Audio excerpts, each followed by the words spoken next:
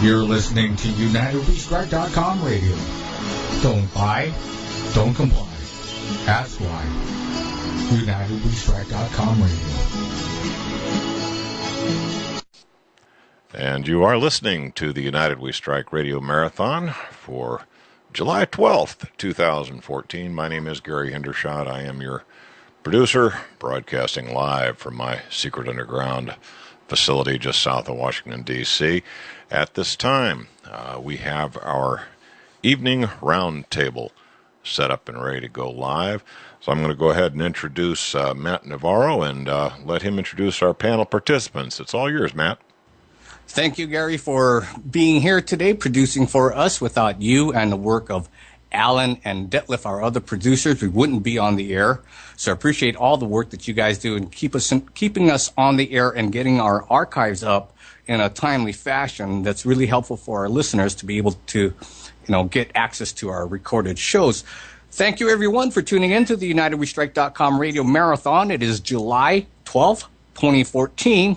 My name is Matt Navarro. I am the host of the New World Order Report. And in this segment of our program, it's becoming very, very intriguing every time I listen to the folks gathered here, because we seem to draw some really brilliant people who are inspiring and enlightened. And this has become some really good radio. We have some newcomers to this roundtable. So we'll go around the table and introduce everyone. But tonight we have with us Karen Tostado, Am Rosen, Janet Restino, Phil Restino, Larry Pickney, Leslie Abbey, and Cathy Bracewell. Welcome, everyone. We'll go around the table and give ourselves an introduction, about a 1-minute introduction or so, and then we'll just open it up for the panel to start discussing whatever comes to our mind. There's so much we can talk about. The open criminality of our government, the importation, the naked importation of illegal immigration into the country, and we just turned a blind eye to that. We could talk about the war in Gaza or the ISIS war, this created, manufactured Al-Qaeda thing. But let's go around the table tonight. We'll start off with Karen Tostado. Karen, welcome to the program, and how are you? Hi, Matt. Thank you very much. Well, I'm happy to be here, although today I'd say I'm more perspired than inspired. It's been pretty warm. And I'm grateful that everyone is still joining us, and I also can't tell you what it means to hear don't buy, don't comply, and ask why. And I'm very happy that this is continuing, and I've had a chance to step back and network with local people in the farmers market and plant seeds on a different basis, and it's nice to be able to come back here. And I do have something that I would like to kick off to have people think about, but I can do that at another time. If you want to know what I think about, I periodically update my blog on the UnitedWeStrike.com website. Okay. Yep. Thanks, Karen. Hey, Phil. Well, all right then. If we're talking, is Matt still with us? Oh yeah. Hey, Phil. Okay. Yeah, if there's some dead air there. I was talking to myself on mute there. Thank you, Karen, for joining us this evening. I would like to remind people, if you're not on air, mute yourself so we minimize background noise. We have a lot of folks on the line, so it's gets a little distracting at times. Am Rosen, always wealth full of information and eloquence. Welcome to the roundtable this evening. Give us a little bit about who you are. Thank you, Matt. It's very kind of you. Well, I'm a philosopher, author, and facilitator of body-mind integration. Been doing this for a long time, actually my whole life, but my professional practice has been 38 years, and in that time I've seen just about everybody from every walk of life, every age, and my interest is in facilitating the evolutionary unfoldment of human potential. You'll find some stuff about that on my website, lifegame.com, but there's two ways of looking at things. Part of it is we bring up a lot of stuff that's out of balance, that's downright destructive and deteriorating. And on one hand, we need to address that and hold it back. But you can also become locked into that. So while we're taking care of that, detoxifying the body, detoxifying the mind, detoxifying society, if you would, my more fervent interest is in how good can you feel? How much can we upgrade the quality of the human nervous system so it is no longer susceptible to all this manipulation? I think mind control is maybe a little bit overused. I'd rather say mind seduction or mind influence. And all that stuff can be integrated to where you're laughing about it and no longer has an effect. But to get this out to the population, well, that's a whole different thing. But I think we're making a nice start on this show. Excellent. Yeah, thank you for joining us this evening. A newcomer to the roundtable, Janet Rustino. Thank you for joining us. Please give us a brief introduction. Oh, my pleasure. Thank you for inviting me. I'm an artist, visual artist, fine artist, and a writer and a poet, and kind of Jill of several different artistic trades. And I can't stand the fact that Monsanto exists. It's like, where can I buy an ear of corn and be assured that they didn't screw it up? You can't. I'm trying to live natural life as I can, which is quite a challenge here in New York City. That's it in a nutshell. I have a cat who I love, and she's looking at me right now saying, more, feed me. So I'm happy to be here, very much. Thanks for joining us. Yes, thanks for joining us this evening. Okay. Yeah. Okay. It's nice to have new faces and new voices to the mix because it's always interesting. You'll find that true as we progress during our roundtable. Mr. Phil Rustino down there in Florida, this is like your second or third trip with us on the roundtable. Welcome. Give us a brief description of who you are. Oh, thank you, Matt. Well, I'm Phil Rustino. I got involved in the it's for activism with the Veterans for Peace back in 2005. And from there, started to wake up. Actually, it was 9/11 Truth that woke me up, and that was through the PowerHour.com's film, In Plain Sight. And it was through the Power Hour radio show that I first heard Karen Tostado, who used to come on as a guest. And that's the thing. Once you wake up and you get on this internet and you just check things out, it really starts to open up. And I do want to say our involvement with UnitedWeStrike.com's radio marathon, Larry and I have been involved since January 2012, and it was when he and I were both guests with Karen and Charles Irwin on the November 2011 radio marathon, where Charles and Karen had the two of us on to give our opinions of the just starting up Occupy movement. And Larry and I seemed to click pretty good, and he gave his take as far as the black community, a former Black Panther Party member, and I gave my take as far as being in the anti-war community. And then we got the opportunity to do our own show, and I'm very grateful for that and glad to be part of this. We're glad that you are able to participate with us and continue supporting the UnitedWeStrike.com effort.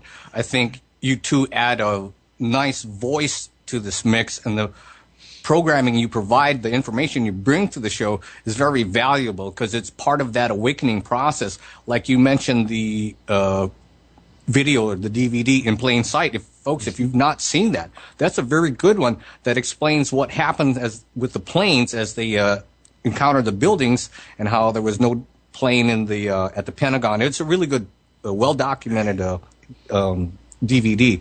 And speaking of which, your co-host, Larry Pinkney, welcome to the program tonight, and give us a little bit of your background. Well, first of all, I want to thank you, Matt, and I would like to thank Gary and the entire crew of UnitedWeStrike.com. Thank you all so much for the diligent work that you all do. My name is Larry Pinkney, As Phil mentioned, my co-host with We Cannot Be Silent, I'm a veteran of the Black Panther Party, and I write for IntrepidReport.com, and also on blackactivistwg.org. That stands for Black Activist Writers Guild.org. Longtime veteran in the area of human rights. I like that better than civil rights because we're all human beings. So have been involved in the struggle for well over 45 years, but it's a long struggle. My involvement is not even a grain of sand. So I'm honored to be on with the Roundtable today. Thank you very much, and I'll just leave it at that. We're honored to have you as well, Larry. Your long suffering in this cause is well noted, and we appreciate what you do and the voice you bring to this and the credibility you bring to this movement as we help to awaken people. Leslie Abbey, brand new to our Roundtable, we welcome you. I'm going to get a copy of your DVD. I believe in the work that you're doing. It's an undertold story of genocide that the United States has done on the nations of the Native Americans. Welcome to the program. Give us our audience a little bit of your background and introduction, please. Well, first, let me thank you very much for inviting me on your program, Matt. And Larry, I always seem to be following you, which leaves me quite speechless at times because of your brilliance and the work that you've done. In fact, you, Phil, and everybody sitting at this round table. I'm a clinical and cultural social worker, an alcoholism and substance abuse counselor, as well as a documentary filmmaker. And my latest project, Buffalo Nation, The Children Are Crying, is the story of the Lakota Sioux on the Pine Ridge Indian Reservation and the devastation and oppression that they continue to endure. Thank you for the website. It's 3Ws, snowflakevideo.com, where you can read about myself and the work that I do. You can preview my movies and get a better understanding of my consciousness. Thank you. Well, thank you for joining us this evening. I'm always amazed at, like I said earlier, the talent. Or can somebody mute, please? The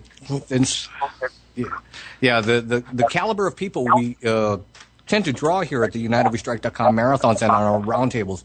It's amazing to me just how brilliant people are. And we have another newcomer this evening, Cathy Bracewell. I'm not familiar with who you are, so along with everyone else, I will learn about who you are this evening. Please give us an introduction. Well, hi, everybody. I'm Cathy Bracewell, and I'm honored to be asked to sit in on the Roundtable. I don't really have the credentials that the others have shared. I'm a mom. I'm a registered nurse. I'm a widow. I'm a mother of an autistic son. I have pets, and I am an artist, and I am my majors in college were sociology with a minor in art, so I can identify with both Janet and Leslie. I am very good friends with Phil Restino and have been working side by side with him since 2005. My efforts have been with Code Pink, Women for Peace. However, I do my own thing with that, and because I have, since I was in college in Madison, Wisconsin, during the Vietnam War, I've been an anti-war activist.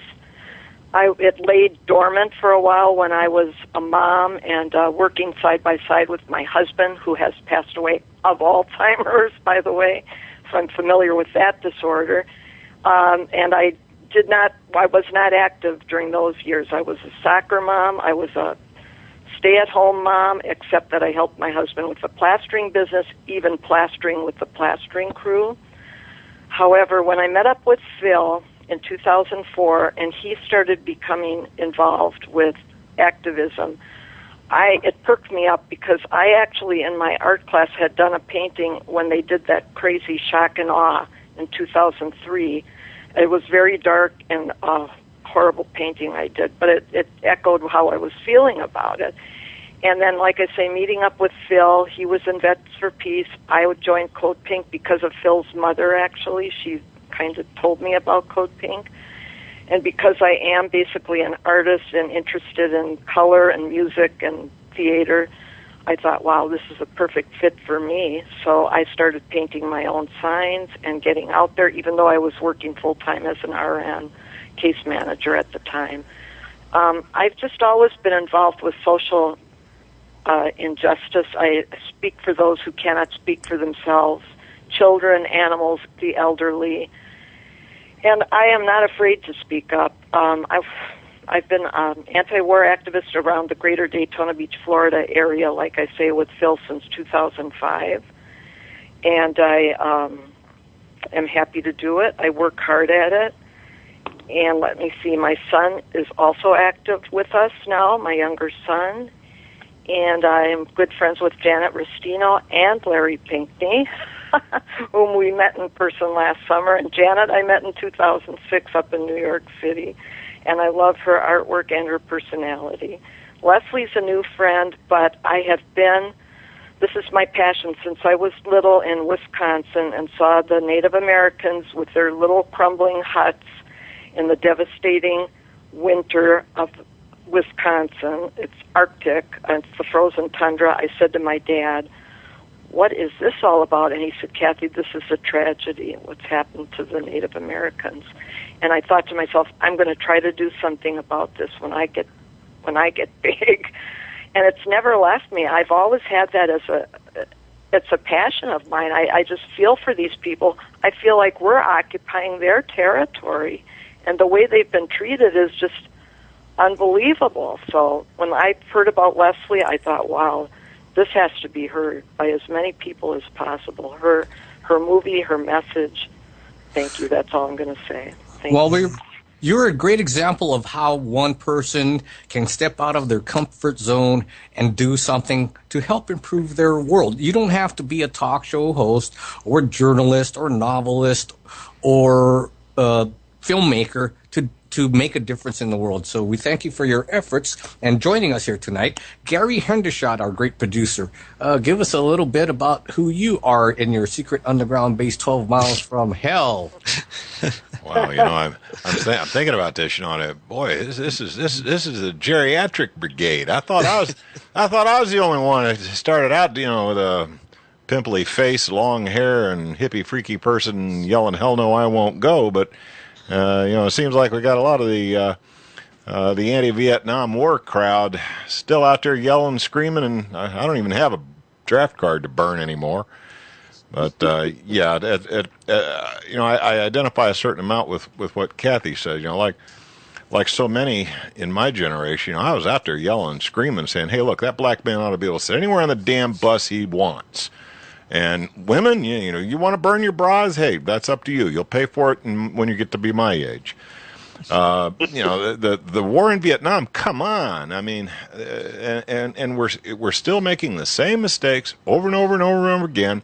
So problems that we thought were, won. We thought these battles were won a long time ago. That they seem to have come back, and they've come back with a vengeance. I mean, for crying out loud.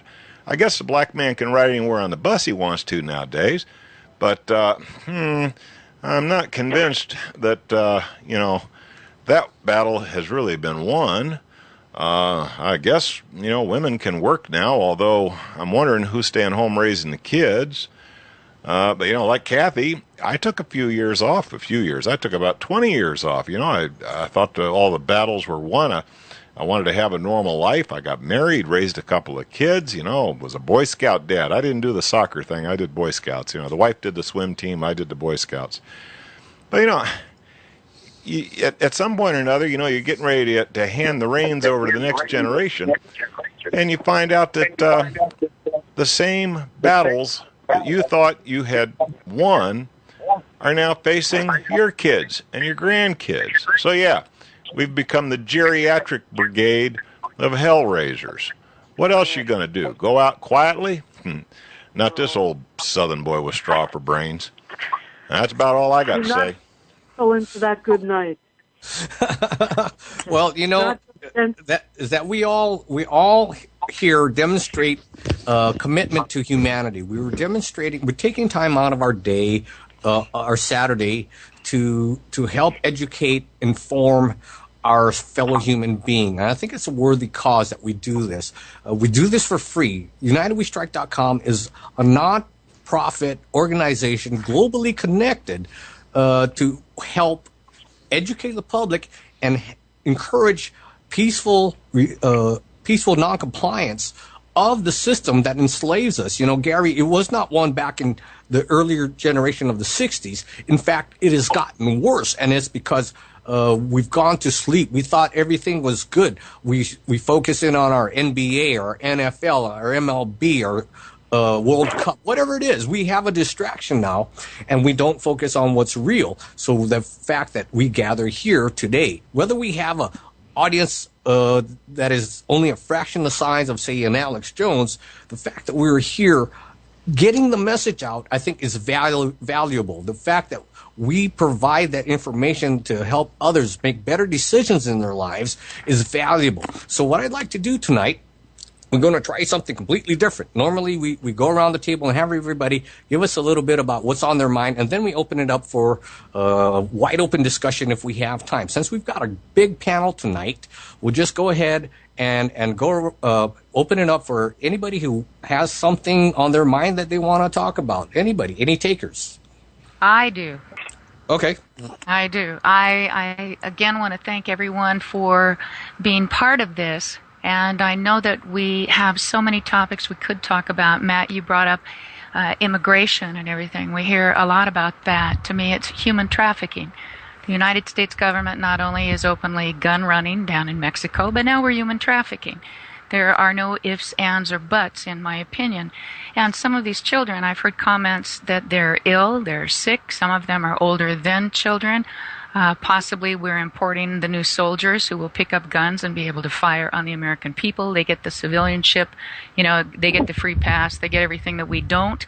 Why they're not using the FEMA camps is another thing to think about. But our world now, in my opinion, too, is World War III. And earlier when I was listening to the other ladies, and I am an artist too, although I have taken to calling myself a heartist, because I want to come from the heart. And I know that you ladies on here as well are coming from the heart. So now I want to say that I need help from all of you. When this dream first started, it was really about stopping the world and recognizing that our numbers far supersede the few in power. However, that message and the message of solidarity on the 15th has not really resonated like, in my opinion, it should, because 87% of all war casualties are non-combatant civilians. 87%. And not only did we have a triple nuclear meltdown at Fukushima, but the day before yesterday was another 6.8 earthquake over there with small waves of tsunami. They definitely had some shaking. When you read or you hear about the fuel rods that they're trying to move very delicately, and they've lied to us all along, you know, we don't know what really is happening there, but there is an article now where some scientists are saying that these are ramifications from the 2011 Fukushima that started all this. So life is very tenuous, and we're headed for the global currency reset. We're following psychopaths. We have so many reasons to stop complying, but we don't do it. And my heart wants us to say on a 15th no, and to say it collectively, and to have voices coming from all over the world, so that we really do stop doing any and all business with multinational corporations, with Nestle. But if we stayed home, if we prepared ourselves and could stay home for 2, 3, 4, 5 days, we could demand peace, because we're all prisoners of war. We're all prisoners of the militant industrial complex. And until we stand as one, we are taken down individually and with the assault on every level. I am wondering if possibly you will help me, or if you've got some ideas, because I envision us picking a day, and it doesn't have to be the 15th, maybe Labor Day, where all of us promote as much as we can on our individual stations so that we can stop the world. It's our labor. We could erase the fraudulent debt. You know, we could declare self-ownership, cooperation, non-aggression, honorable defense, and moral stewardship at the same time, and that has nothing to do with money. It's what we can bring to the table individually, locally, as we help one another and link arms and stop the world from just completely disintegrating underneath our feet with our compliance, because our self-vested interest keeps us from recognizing that 80% of all the people who are dying in these wars are non-combatant civilians. Amen. Larry, I mean, Phil, you're an anti-war person. Larry or Phil, you want to comment on what Karen just said? Well, did you want to go, Larry? Because I'm always got something to say. Okay. Well, I knew you would. Yeah, I've always got something to say, you know, but I remember Karen, how I learned about Karen and UnitedWeStrike.com was she was on the radio show, The Power Hour, and I caught it there. And it is a great slogan. Don't buy, don't comply, ask why. And every 15th of the month. And as I mentioned earlier, our intro, Larry, to our show has a clip from Gil Scott-Heron's Work for Peace, where the line is, nobody can do everything, but everybody can do something. One of the things I was going to ask Karen in regards to what she just said, her concern to do something, I was thinking, is there a downloadable flyer of UnitedWeStrike.com, where like a PDF file that we could download, where it does say you know, don't buy, don't comply, ask why, UnitedWeStrike.com every 15th of the month, anything like that? No, but the thing too, it's not only about the 15th, because I mean, one day won't do anything, but it's really about getting people to understand we outnumber them, and until we stand as one, and you know, we still line up to be patted down through their airports. Everybody does this all the time, but one day with empty airports and everything can branch off into 2 days and 3 days and 4 days. And what the hell are we working for when, if Fukushima blows, who knows what's going to happen or how long we have. And the quality of our lives right here and now is sacrificed by many of us too, because we're waiting for heaven after we die. And I say right here and right now is where we've got the chance to make something happen. And I'm sorry, Karen. But that's the thing, you know, you want to get enough people, like, and Cathy can share on this. We had a friend in our Vets for Peace chapter who would always say, you know, we need 1 million people on Washington to camp out there. And I said, well, how do you get, and we'd encounter this on the corner. You know, people say, we'd join you if you had more people, if you had like 100 people. I said, well, how do you get to 100 if you're not one of them? And I just had the visual, you know, and our friend Rafe, he would say, you know, I'd say the same thing to him. You know, he said, when you get 1 million people, call me, you know, and that ain't how it works. And it's never going to work that way. And I just had the visual of Sally Field in the movie Norma Ray. And she's in the factory. You know, and you want the whole factory to shut down, right? Exactly. That's the but this is what it took.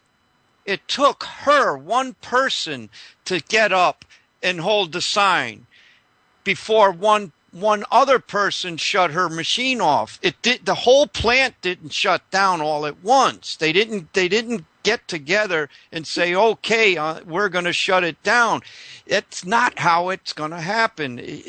We just got to be examples ourselves. We got to be the first couple on the dance floor. And if they ain't going to come, we got to go drag one out, you know? Very well put. The thing, Phil, though, is if we stay home, we're not asking people to go out because they provocateur. You don't know if you'll be able to get home. You don't know what's going to happen with the hoaxes, the fake bombings. Who knows what they're doing? Right, and but that was a metaphor, not so much physically going out on the corner. The metaphor is in order, and I interrupted you, but in order to have enough people not comply and check out, you need examples. It starts with us. I'm sorry. Go ahead. Well, that's what I'm asking for. Yeah, somebody else a chance to chime in here. Cathy or Janet, it sounded like one of you wanted to make a comment. I can say something. I'm still in the workforce, and I'd like to know how you get this message across to your average Joe, because they do not have any clue that they're even slaves to the system. And when I've even hinted at it, they don't want to hear it. You know, I run into that too. I run into even family members. As soon as you open your mouth about something that they're not comfortable with, boom, they're out the door. You know, exactly. You have to just just keep telling people about it. You know, just point up to the sky and say, "Hey, do you know that's a chemtrail?" You just keep planting seeds. That's what I do. I look at all of this as planting seeds. Larry, you say each one reach one, each one teach one. You know, that seed might not blossom for another 6 months, but it might blossom. There you go. Well, hello? Hello. Danny. I was just going to add, to some extent, I think you have to meet people where they are. Like Cathy mentioned in the workforce, I mean, you can't just get on a soap opera and say, you know, you're an idiot working for the man. You have to, you know, understand they're on a job because they have bills to pay or whatever, and to what extent, you know, they are in control of, or not terribly in as much control as they would like to be, of the jobs that they're performing in order to have the roof over their head or feed the kid or whatever is going on. So I think my own experience from when I was young, you know, and getting my consciousness raised back in the 60s in college, you know, is like, well, you just can't get up on a soapbox and talk about, you know, in an ideal world, blah, blah, blah. You know, it doesn't work. And maybe the older I get, the more I understand something about observe people more, try to understand, have more compassion, and tune in more to their daily struggle, what they're doing, and how to effectively have a conversation with them that doesn't intimidate them, that doesn't make them feel like they're stupid for living the way that they're living, you know, working for the man, or whatever, you know, rubric you want to put that. And it is, like, I think a lot of empathy and compassion has got to be involved in trying to, you know, raise anyone else's consciousness, get them on board with what you think is, you know, a better way to be in the world. I agree with that, Janet. And it doesn't happen overnight, and I certainly don't ever get up on any soapbox, but learning I was fine that you I did. know, but learning to be friendly with my coworkers and gain the respect and trust of them. And I find that one way to bring attention to what's really going on here is through film. They know that I'm involved with our local independent theater. And so that's one way that perhaps some of the workers who work, by the way, 2 and 3 jobs just to survive. Yeah, no, please don't think I wasn't talking. No, I know, Jen. I was wanting to clarify that. There's different and also one can use. Larry. And also from... Oh, sorry to interrupt, but I was wanting to get Larry's input on this, because Larry is one who has a lot of experience reaching people. You know, Larry, how do we educate our give our listeners ideas about how you approach people to let them know about the new order, and you know, every 15th of the month to just pull out of the system? I know it's not easy for somebody to just you got a minimum wage job, you've got 2 kids, you're working at a Subway, you're working at the pizza place, and you've got 2 kids. So just pulling out of the system is not quite going to work for you, but you could take your own lunch to work, or you could not buy groceries that day and use something in your house. Larry, how do you reach people and share that kind of information? Well, I want to parrot what, I don't know if it was Janet or Cathy or Leslie who said this, but what I try to do is begin at where people already are. Not at where I think I am, but where they are. And it's utterly amazing. I mean, I'm always amazed at how quickly people can grow. I mean, light years. They can leap. But I try. Let me give an example. The other day, I was talking to someone about the guy. I was at a laundromat, and the guy was saying, "My God, all these he and his wife, all the prices I have to pay for, just washing my clothes and the detergent." And I said, yeah, it really is something, isn't it? So, and then I said, well, why is that? You ever wonder why that is? He said, well, it's the greedy. It's the rich. Ooh, that's all I wanted. Okay? That was your end. That was my end right there. It's like, you know what? I totally agree. So we're the majority. We, just everyday, ordinary, black, white, brown, red, yellow people, we're the majority. How come we allow ourselves to get pimped like this? And then his wife spoke up, and she said, now, remember, these are not so-called political people. His wife spoke up and said, because we're not organized. I said, good God, in my mind, of course. Wow. In my mind, I said, good God, yes, Lord, thank you. And I'm not even religious. But, my point is that I try to draw people out and get them to say what I know they already know on their own level, on their gut level. And then from there, I can talk to them about pressing political issues. I want to find out where they are. And I find that to be the most effective thing to do. At least I have found it to be very, very effective. Begin at where people are. Don't be arrogant. Don't come on like, I've got the answers. Hell, if I had the answers, we wouldn't have any problems. No, I've got good questions, and maybe I can contribute some answers.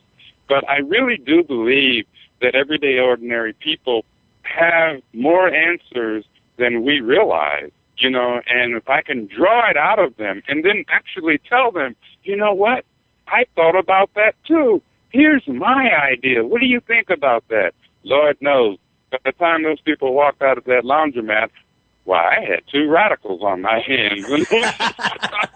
You just sponsored some domestic terrorism there. Good for you.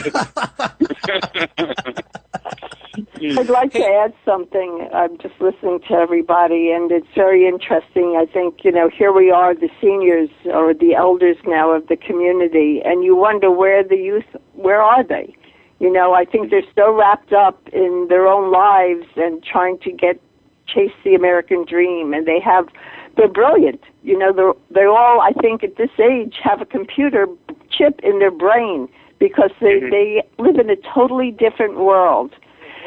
But under the groundwork, I think, for all of us is to realize that until we have a healthy society, or healthy families, or healthy individuals, we're really not going to accomplish anything, because there's so much confusion in this world. There's so many different factions in this world.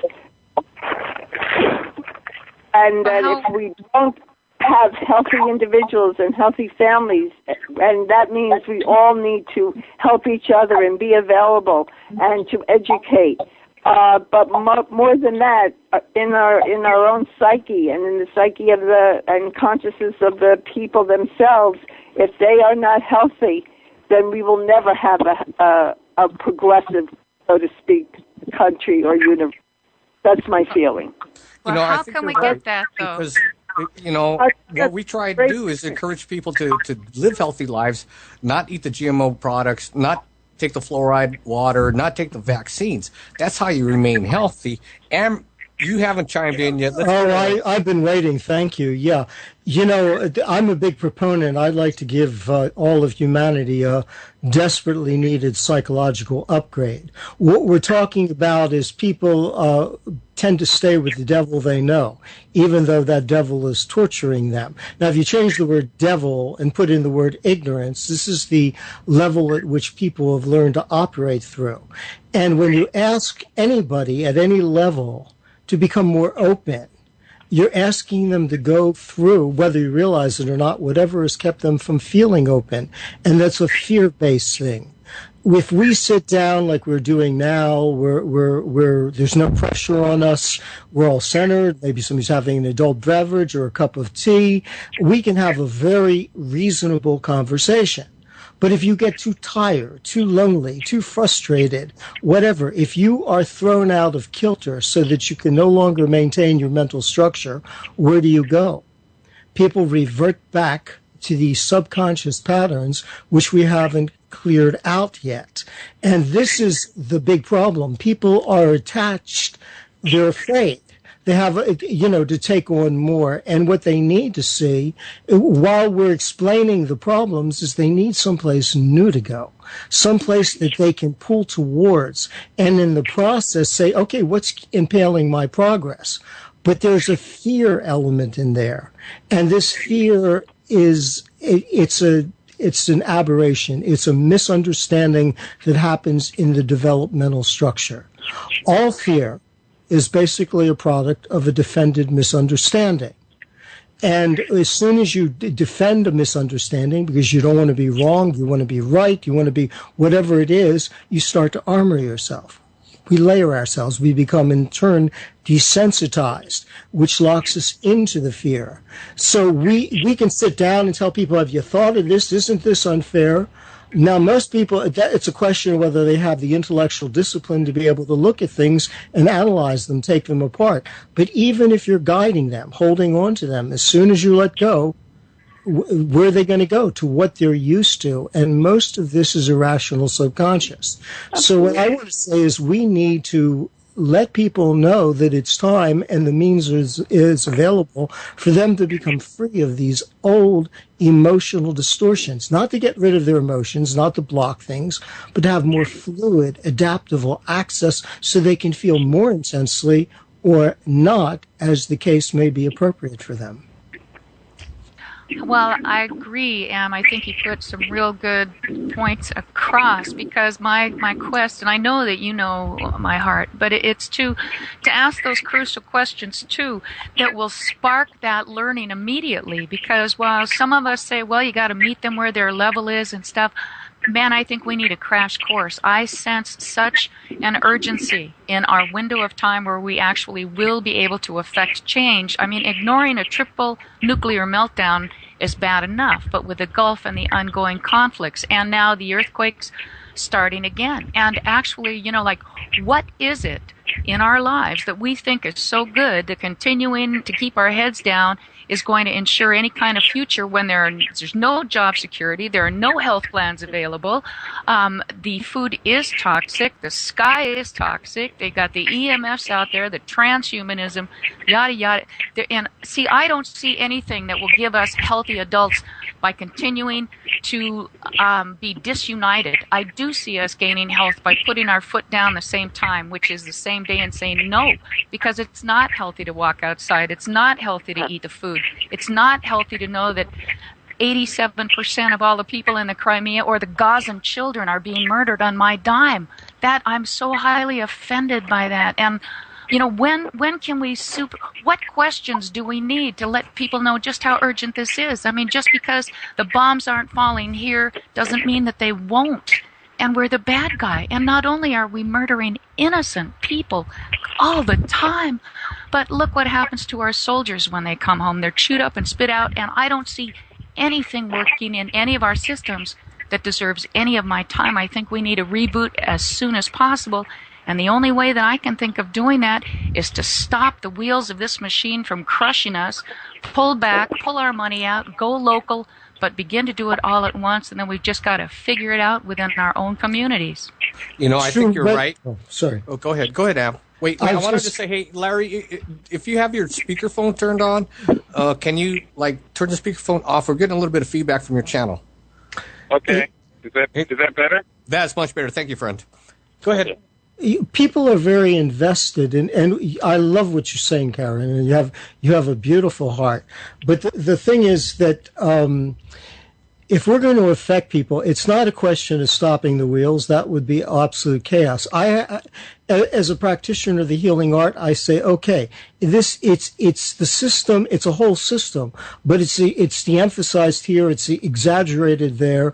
It's created imbalances, and it's working against itself. You know, a house divided against itself will crumble. So it's a question of giving the people that already have the discipline, the smarts, an upgrade, of letting them come into a place, not to stop the machinery, but to start to transform it and convert it. But it's a question of, at first, since you can't do it for other people if you haven't done it for yourself. And I'm not just talking about intellectual comprehension. That's beautiful. It points you in a direction. But it is to get rid of the fear that is there. You've learned to become very self-sustaining, and that's beautiful. What a discipline, what an art. And I can appreciate it, I understand it. But I doubt if most people, if you turn them loose out of what they're used to and been conditioned to, would have the faintest idea of how to adapt. And we're talking about millions, billions of people. The system is there. Now, is it corrupt? Absolutely. So I would like to seduce all the power elite into operating at a more integrated, higher level. They're doing what they're doing out of insecurity and a need to compensate their own self-image. It's time for them to grow up. They can have the luxuries, but they should also appreciate the privilege of service, which they don't know how to do. Oh, they can talk about it. They can wink and smile and manipulate, but none of them are obviously capable of themselves. So they need to be quickly and efficiently upgraded to operate at a more holistic level. I don't know if that's a realistic expectation, Am, because their agenda is one of evil and continued genocide. Gary, we haven't heard from you. Your thoughts? Well, I'm going to take either a left or a right turn, and I'm going to disagree with Karen in that I do not believe that staying home and guarding the home front is appropriate at this stage of the game. I think indeed it is time to do a late 1960s, early 70s thing and get out in the streets. We've got to, I think, take a cue from the Europeans. I mean, believe it or not, there are Europeans, particularly Germans, on the streets protesting the U.S. Federal Reserve. Now, they got the brass to get out on the street, look him in the eye, and actually call the devil by his name. Where the hell are the Americans? And no, once a month, one day out of the month, it's a token effort. It's a way to thumb your nose at them one day of the week. Yeah, okay, that's fine and dandy. But I'll tell you, having been a veteran of the civil rights movement, having been a veteran of the anti-war movement back in the day, I can tell you that the hearts and minds of most Americans did not change until Kent State. Now, I know nobody wants to go out there and get shot up by the National Guard or some CIA instigator, whoever did it. I don't care. Bottom line is, blood has got to be spilled. If it has to be my blood, well, better me than my children. At this point, somebody's got to stand up and make it real. That may not be a very popular opinion with this group. Too bad. That is my opinion, and I stand by it. I'd like to say one thing, and I think that I was raised with, these kinds of discussions. And it seems to be repeating. I've lived long enough to look back and say, here we are doing the same thing that we did in the 60s, the same thing as my parents were doing in the 40s, the same thing that, we had a little hiatus there and people were just partying and whatever, and then it started all over again. And we're right back to doing the same thing again, talking the same language. I don't think it can happen on this level. I really don't. I think that we're here to try to work through these issues, and if it's going to happen, I think something greater than ourselves is going to make the difference. And I think I don't know where it's coming from, but I don't think it's going to come, either the earth is going to erupt or something is going to come from the sky. But we'll continue to fight and continue to talk, and the next generation, hopefully, will have a consciousness to do the same thing. No, I'm not real hopeful about some kind of divine intervention or physical calamity to unite the world. I tend to take a more prosaic look at things, or pragmatic, and, that we have to continually do what we do. Because the New World Order, their press is more obvious than ever. They're pushing on so many fronts. In the Middle East, it is so bad out there.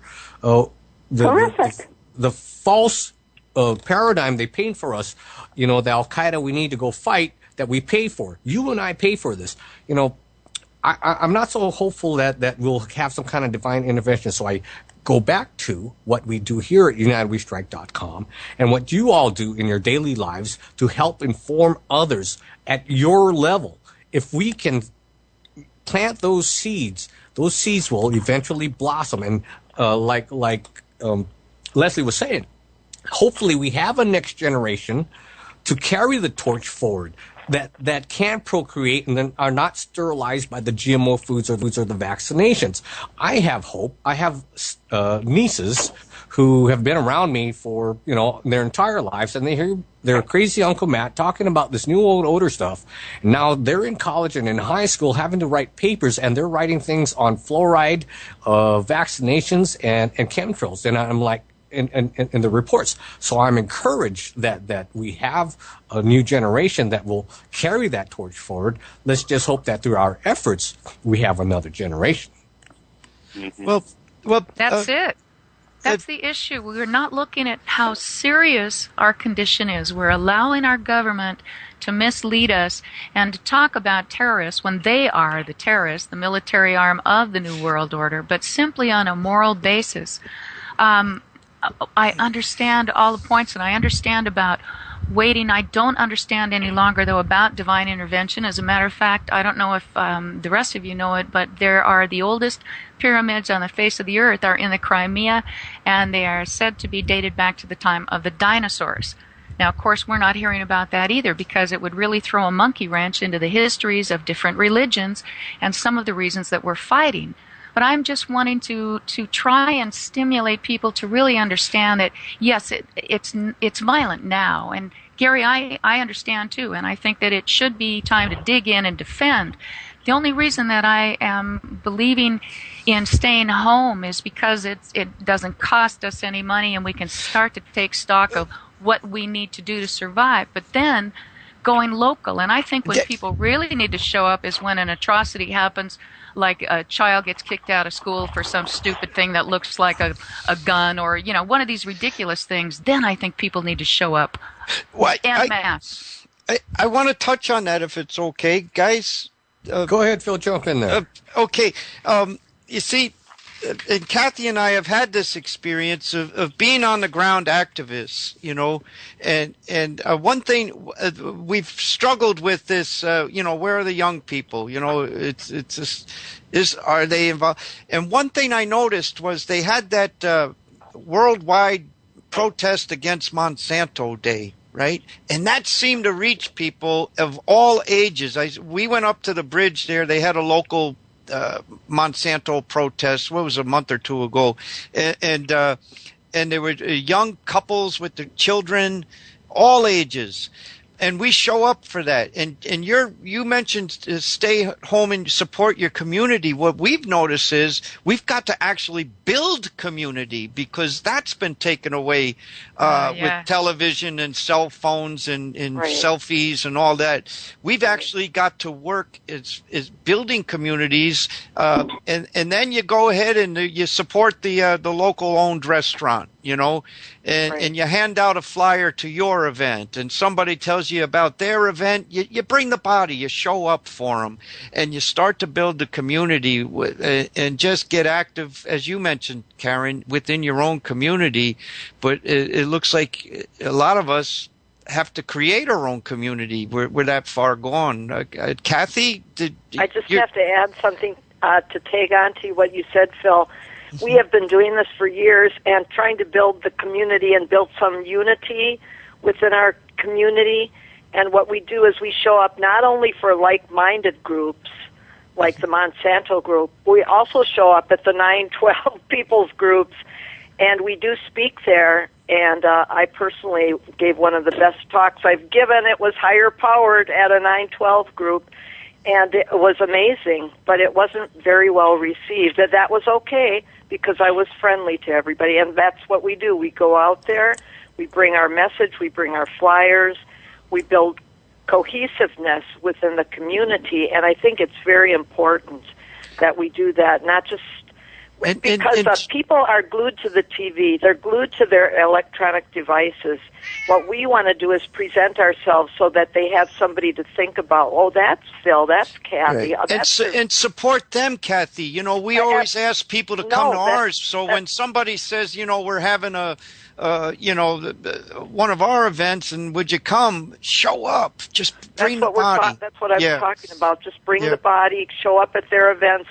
Be genuinely interested in what they're talking about, and share ideas with them, and then invite them to our events, which is what we've been doing for a long time.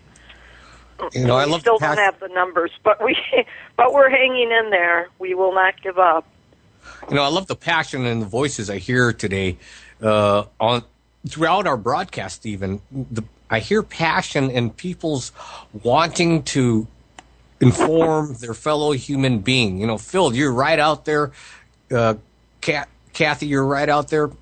We're coming up on the 1 hour mark for this roundtable, and it's been a very interesting roundtable. We've got a chance for everyone to give us their opinion or chime in on this topic, but let's start to wrap things up here. We'll go back around the table. Everyone give us your closing thoughts, maybe a minute or two, and then give us your information on how we listen to you, get your books, videos, whatever. Plug your websites. We'll start off with Karen Tostado tonight. Karen, your closing thoughts. Well, thank you again, and thank you everyone for listening and participating. And I know that I know that it's a difficult thing to consider a strike. But again, when you talk about health, we will never be healthy under the same conditions. And when I look around the world, and I also hear this conversation, we're repeating the same behavior and we're expecting something different. And to me, it's like voting. It's kind of the definition of insanity.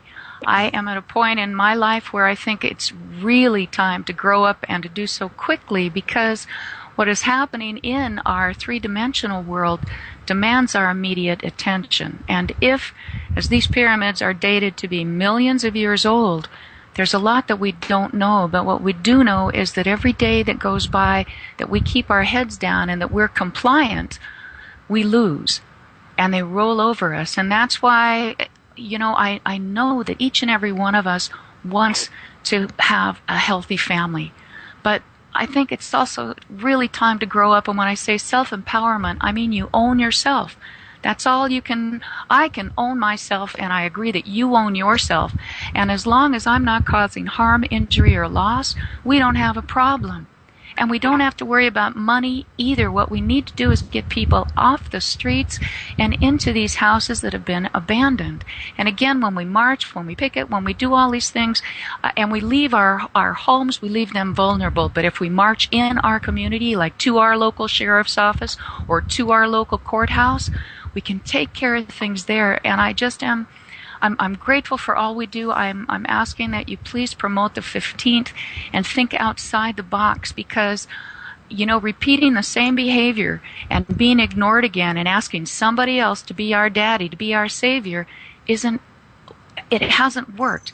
But standing together as individuals, self-empowered, cooperating in non-aggression and honorable defense. So that definitely means, Gary, you pick up that gun or whatever you have to do in order to protect yourself to the extent that's needed, and others who cannot protect themselves. And the moral stewardship of cleaning up our world right here and right now. And we've got the water is shut off in Detroit. People are dying, and yet we can pay for immigration. The water is being rationed down here, and yet we've got water for Coca-Cola plants. We've got water for the crap they're trying to feed us. So I'm not seeing time here going by. I'm seeing people dying every day, and if we can begin to think outside the box and put our collective foot down and say no more, that's what I'm hoping for. And thank you. Please promote the 15th if you can. And I hope that we're here next month, and somehow things might get better. Well, thanks, Karen. We're glad that you were able to join us. We know that you've taken a step back from the UnitedWeStrike.com functions, but we appreciate you attending the roundtable here. It's always good to hear your voice and the inspiration that you provide for us. I heard you on the Michael Rivero show prior to you going on the Power Hour and becoming a regular guest on what was it, once a month on Fridays, right? With Joyce? Yeah, with Joyce, and the passion in your voice, whether people agree that we should go out in the streets or not, irrelevant. Your passion is well noted, and I think your idea that we remove our support and participation from the beast that enslaves us and kills us is an idea that needs to be spread and embraced by everyone around the world. That way, peacefully, non-compliantly, we can turn around this new world order. Am Rosen, I always appreciate your thoughts, your closing comments this week or this month, and please give us your websites. Oh, thank you, Matt. All right. Well, first of all, it's really a pleasure. Seldom do I get a chance to exchange and dialogue with such intelligent and experienced people. Part of that psychological upgrade, I think it's time, and I've certainly volunteer. I'm not a respecter of credentials. What I respect is real understanding. It's the value I hold myself to. And I would like to deconstruct every existing system publicly. Religion, philosophy, psychology, business, all the politics. It's time to look at where they came from, what they offer, where they fudged it and faked it, and where they're stuck, and start to see it out of its cultural pockets in time and as the integrated movement of human consciousness, which unfortunately isn't integrated. A thought I'll throw out, just if anybody cares to respond in any way, I'd love to hear from you. I feel that and I don't say this, I don't need any ego stroking. I've dedicated my life to this. I feel I'm sitting on top of insights and techniques that could truly evolutionize the whole human process right now, that could end so much of what people are struggling with and make them feel more secure, have more access, so that they could really tackle these issues. My problem is, how do I make the public aware? It sounds so far-fetched, but I always say, I don't want you to believe. People believe just about anything. My job is to empower through understanding, to show you what it is, how it's constructed, its range of motion, how you can independently access it, reasonably, logically, clearly, and demonstratively. But it's hard to get people to realize there's sometimes something that could actually make a difference. But in light of that, if you want to see some of what I'm doing, please visit my website. It's www.lifegame.com. geriatric.com. There's excerpts of my two most recent books. There's the process and the Geigers on the homepage. The process is part of what I'm talking about in terms of evolutionizing consciousness. I can only touch so many people individually, so I long to make this information and the techniques available in a very functional, concrete, logical way to people. And I thank you all for the privilege of sharing and participating with you. Thanks again. Thank you for your continued support of the marathons. I think your idea of your segment with Dr. Dean Lloyd of the educating our audience to transform themselves. What do you call it? United. The United We Evolve portion of United We Evolve. Yes, thank you.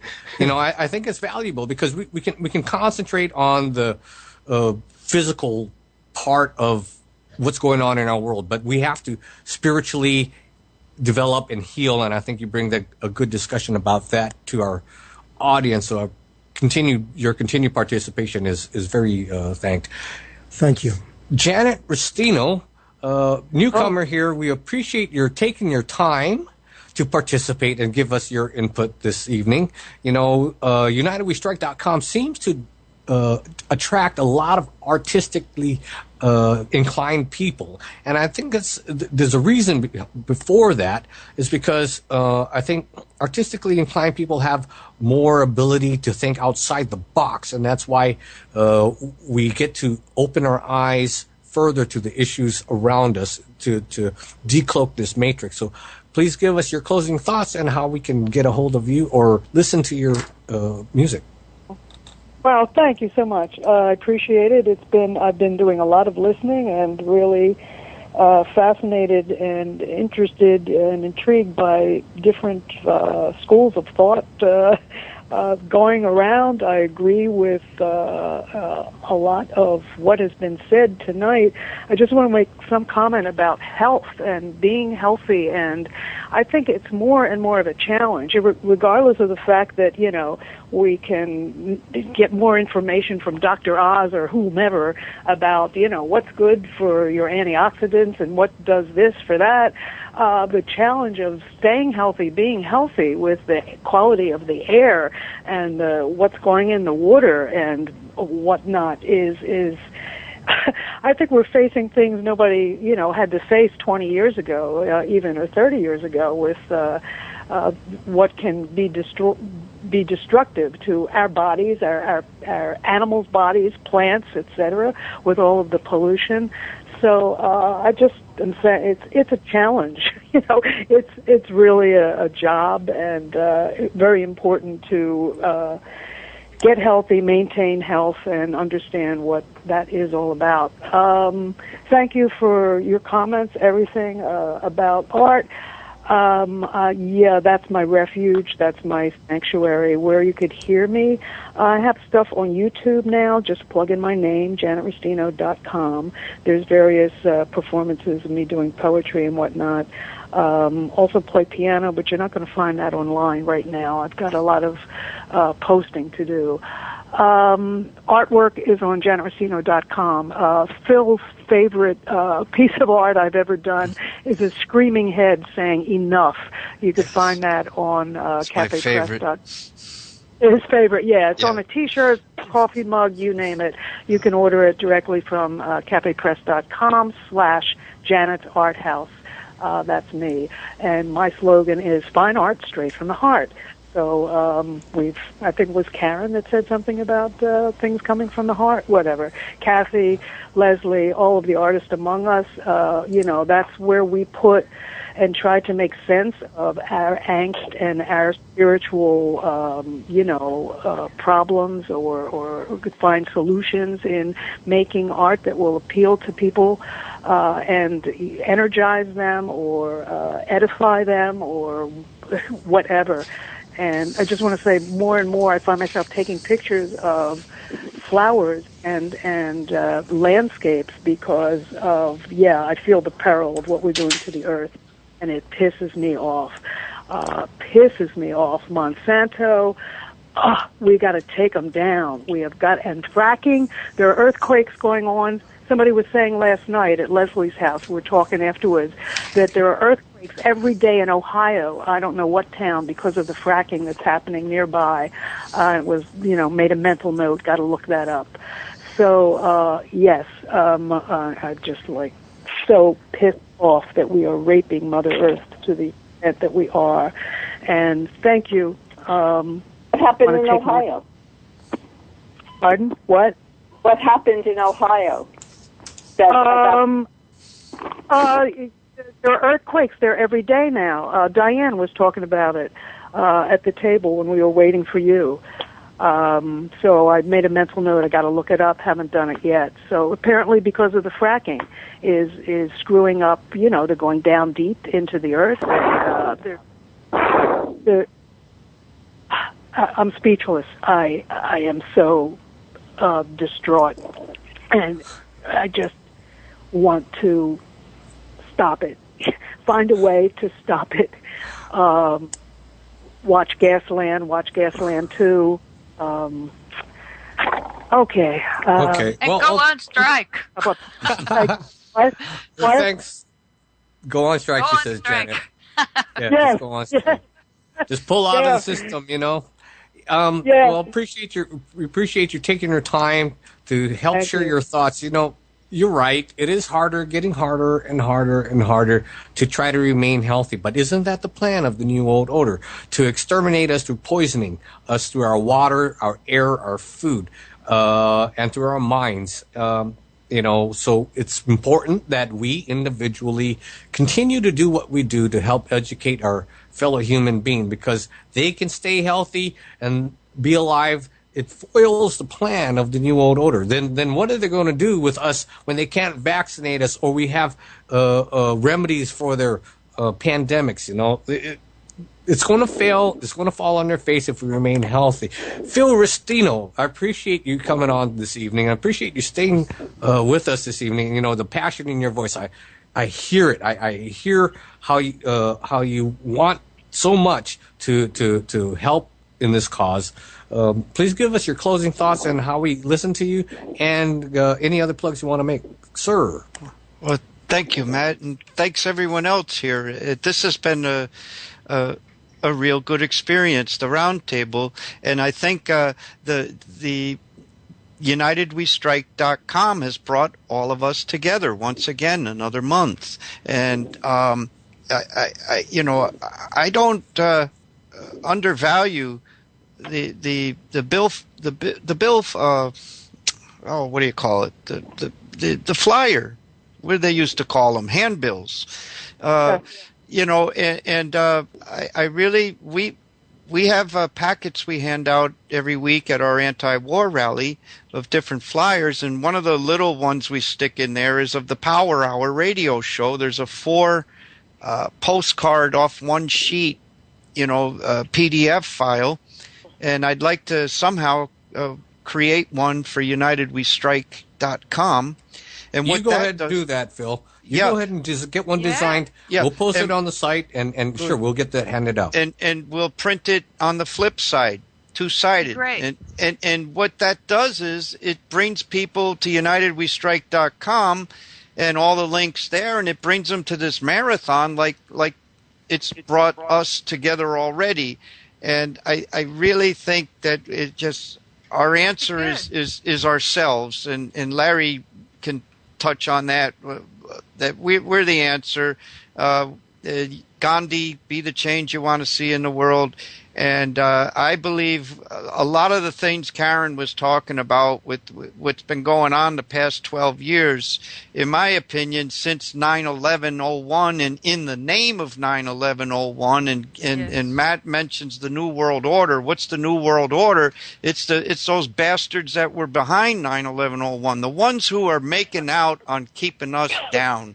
And so I really believe 9/11 truth is essential to remedying a lot of the stuff we're up against. And until this country gets honest about 9/11, we're really going to keep getting the same crack we've been getting.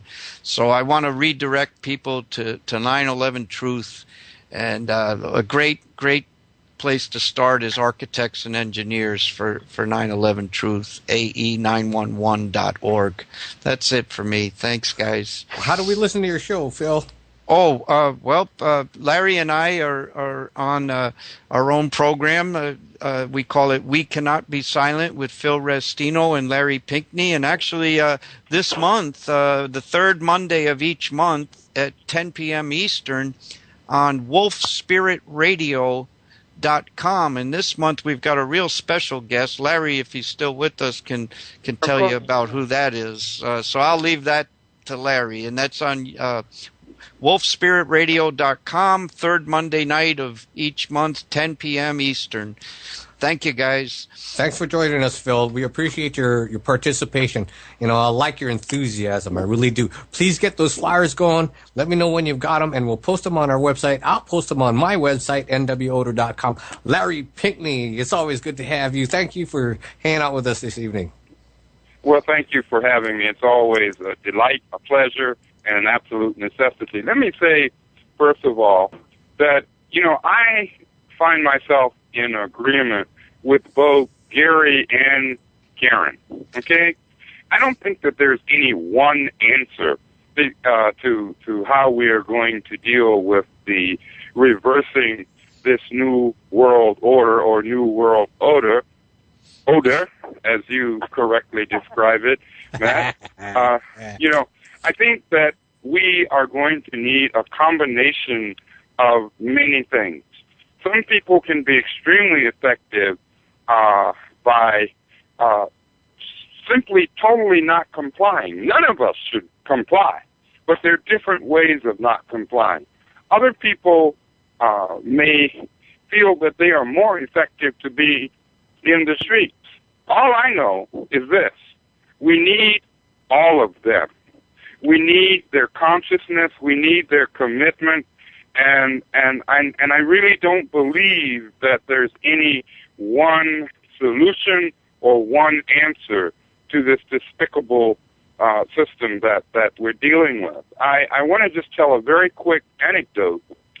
You all may remember back during the bus boycott in, I believe it was Selma, Alabama, and where, you know, black folks said, you know, enough of this sitting in the back of the bus. I'm not going to do this anymore. That's it. Well, this old black woman that was working at a home, a white home, right? When I say a white home, I mean the folks there were is a white family. Now, get right down to it. The old black woman said to her mistress, the white woman said, "Now, Lizzie, I know you're not going to have nothing to do with that bus boycott, are you?" And Lizzie, the black woman, replied, "Oh, no, ma'am. I'm not going to have nothing to do with no bus boycott. In fact, I'm going to walk to work every morning." Now, think about it. Well, that was the boycott. Walking. Okay? And you know, to me, that showed the power. When I say the power, I mean the power of a concept.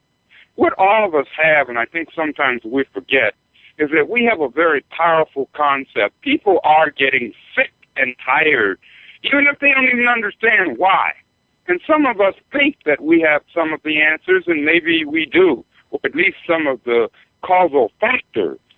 But we have got to be open enough to share all that we have with other people. And it's challenging, it's difficult. My God, nobody ever said that this struggle was going to be easy, or if they did, they lied, or they were in a fantasy la-la land. So I'm hopeful, and I don't mean in the colored chameleon hypocrite Barack Obama's thing of hope. I'm talking about the people's hope. Everyday, ordinary, black, white, brown, red, and yellow people's hope. That's the kind of hope I have. I believe in the people. I believe, though, that the people must be, their consciousness must be raised. That's our duty. That's our obligation. That's what I live for. Maybe it's what I'll die for. But if something is worth dying for, then damn it, it's also worth living for. So let's get out there and live And I guess that's really all I have to say. You can read my stuff at blackactivistwg.org. And Phil had mentioned the special guest that we're going to have. It indeed is a special guest. We're going to be having former U.S. Congresswoman, Green Party U.S. presidential candidate Cynthia McKinney will be on the program. And it's the third Monday, 10 p.m. Eastern, 9 p.m. Central, et cetera, et cetera. So we're excited about that. Cynthia will be on. We'll have her for 2 hours. Can you imagine that? And we're going to pick her brain and share all kinds of things. And, again, I always have to say that it's important. Each one, teach one. Each one, reach one. That's what the struggle's about. Thanks so very, very much. All power to the people.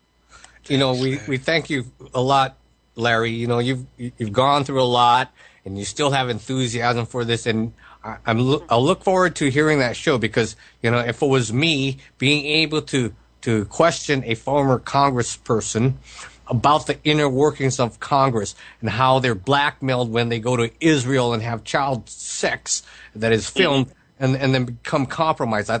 Boy, that would be fascinating for me to ask, say, somebody from my district, about. It would be I don't think Cynthia McKinney will have the answer for you. Yeah, well, to ask those kinds of questions of my congressman, that would be great. So look forward to that show. Leslie Abbey, I will be getting a copy of your DVD. I will be watching it, and I would like, after that, to invite you to my show so we can talk about it. But please give us your closing thoughts and how we can watch your movie and any other plugs you want to make. Well, first I want to thank you very much for having me on the show, and I'm just in awe of the wonderful work that all of you are doing. I think that what unites us all is the commonality of what we're saying, that yes, we're all doing it in our own way, which is important, but we're all part of the whole, and the whole is working for the good and the just and what everybody else is saying. And yes, I think that is the divine intervention, because we're putting it to practical use, and we're working, and we have to do the work. But I think that that there has to be a spirituality and a healthy psyche and mind and mindfulness and a consciousness. Snowflake Video Productions, that's snowflakevideo.com. Please, I'm inviting you to my website. You can preview my movies.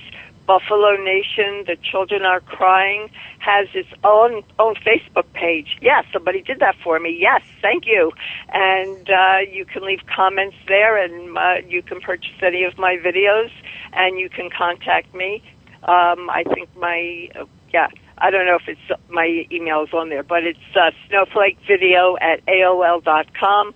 Looking forward to hearing from everybody or anybody, and thank you so much once again, and I'm bowing to all you wonderful people. Thank you. We appreciate you taking your time today to talk to our audience and share with us your information. I think your cause is worthy, just, and noble. Cathy Bracewell, you're in Florida as well, I suppose. The soccer mom. Please give us your closing thoughts and your websites or anything you want to plug, please. Oh, thank you very much. Well, I'm just honored to be with everybody tonight, listening to everyone, sharing ideas, and it kind of reminds me of back in the day. I've told Phil about this. We used to sit in each other's living rooms and discuss our ideas with each other. And it was always so invigorating, and it really got me moving to just share ideas with others, people that really believed in what they were doing and tried to make the world a little bit better. And, of course, we were all anti-war back then. But now, again, I don't have a website. I mean, if you want to go to codepinkalert.org, but I'm not a real true Code Pinker. I do things in my own way. The Code Pink gets me on sometimes in with the media, at least it used to, because they believe in groups, she's a member of this group or he's a member of that group. I don't really go for that anymore. I'm just me, Cathy, doing what I believe is right, and I'm kind of a I believe in working with others and helping others. That's how I find my spirituality. It truly is, and I have to get up at 4 tomorrow and go back to work, so it's past my bedtime. But I really have enjoyed this evening, and I want to thank you for bringing me on a round table. Well, we appreciate you taking the time tonight to join us and participate in our round table. You know, we like new voices, we like new ideas because it helps inspire us. I personally take a few hours to wind down from these roundtables because I'm so inspired. It's such an energy rush because of how interesting the conversation is and how enlightened the participants are. Gary Hendershot, our great producer, your closing thoughts and your website, radio show information, please. Well, now that I've opened a window here in my secret underground facility, I'm smoking my Colorado stogie, and you know, I had to open a window to get a little air in here. But you know, I have a certain amount of appreciation for what Cathy just said. You know, I am a member of absolutely no group. I'm not sure I would want to belong to a club that would have someone like me as a member. And being an old Southern boy with stropper brains, I have absolutely no qualifications, no certifications, no ramifications. I'm just, you know, a voice in the wilderness. But what I do, if it makes any sense to anybody, is I look at what's going on out there, and you know, we're confronted by many, many complex assaults from many, many different directions. And it just sometimes seems absolutely overwhelming, and I can understand why a lot of folks out there are like, you know, Bambi in the headlights. I mean, you know, you're absolutely stunned, you're incapacitated, because once you actually put your head up and look around and you realize just how crazy the world really is, you're stunned and you don't know what to do. You're catatonic. You fall into a catharsis. You can't do anything. You're absolutely immobilized. We got to get past that. We got to get past that. And the only advice if there's any advice I can give to anybody out there listening to this, please try not to be overwhelmed. I mean, yes, the plight of the Native Americans is a serious issue. Immigration is a serious issue. I don't even refer to it as immigration. I refer to it as an invasion. That's right. You know, this issue we have with this Federal Reserve that's no more federal than Federal Express, this is a serious issue. There are so many issues out there. No one man or woman can take them all on. Pick one. Pick one and make it yours. Yes. You don't have to change the whole damn world. Just pick one issue that's close to your heart and do the best you can to change it.